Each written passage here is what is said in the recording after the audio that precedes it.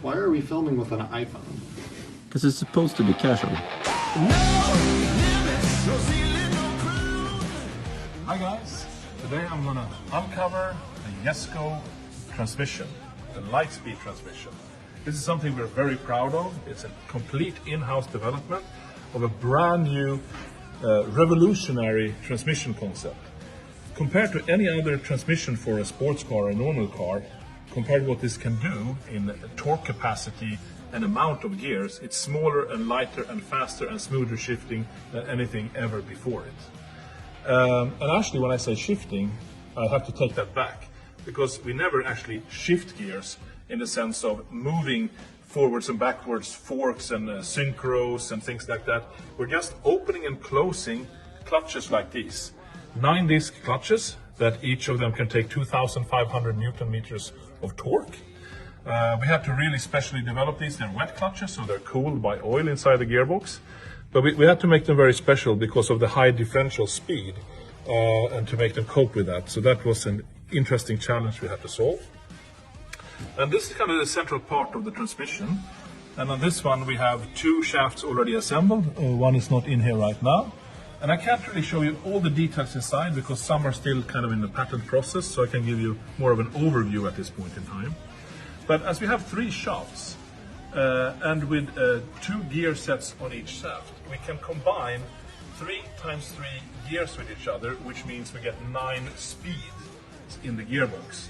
So with fewer gears, due to compounding effects, we can have more gears to choose from. That is really the secret sauce behind how to make it small and light.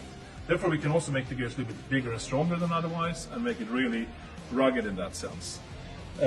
Also, since actually all gears are always engaged, but with or without the clutch active, we don't have any shift time. We only have opening and closing clutch time. So when we open a few clutches and closes a few others, there's kind of this slipping point where you still get torque.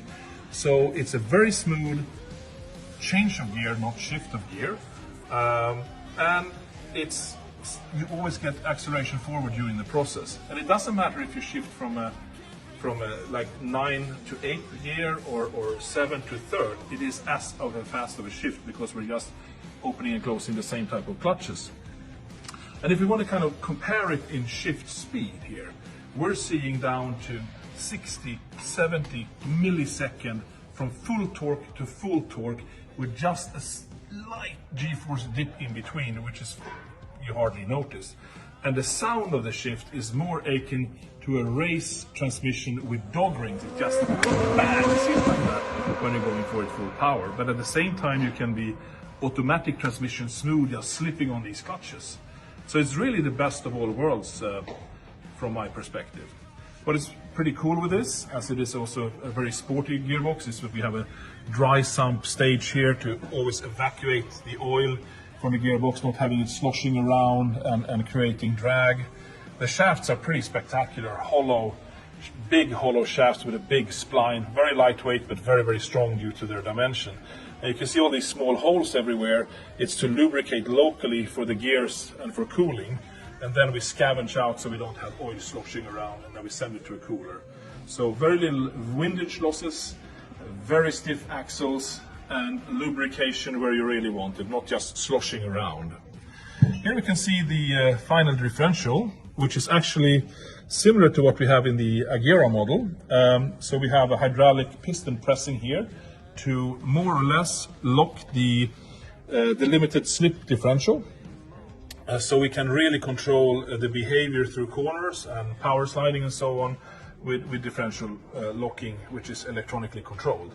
In combination with the rear wheel steering, it makes the car very easy to drive, very predictive and fun, basically.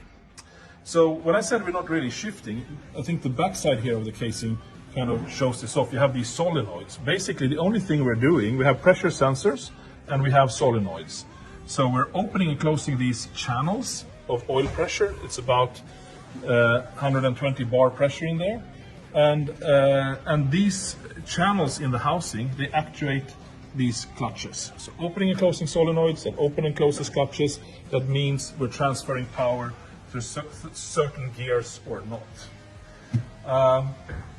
This is the starter ring for the starter motor that sits inside the gearbox. This is the closest thing we have to a flywheel in the car, actually, which is almost nothing. And you might have heard on some other of our posts of the Jesko revving, it is insane, the pickup from idle to full RPM. I've never heard any road car like it before.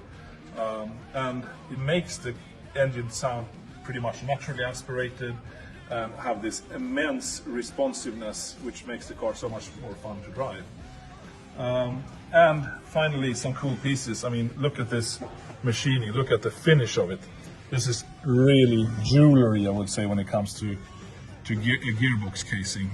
The whole thing weighs just under 90 kilos, which for a 9-speed gearbox with 1500 Newton meters capable of torque from the engine is really unheard of. And this is also kind of a fun, cool part here. I would say the easiest way to explain this thing is probably the flux capacitor of the transmission. Without this, nothing would work. And of course, if you look at it closely, you clearly understand what's going on and how it works. No limit.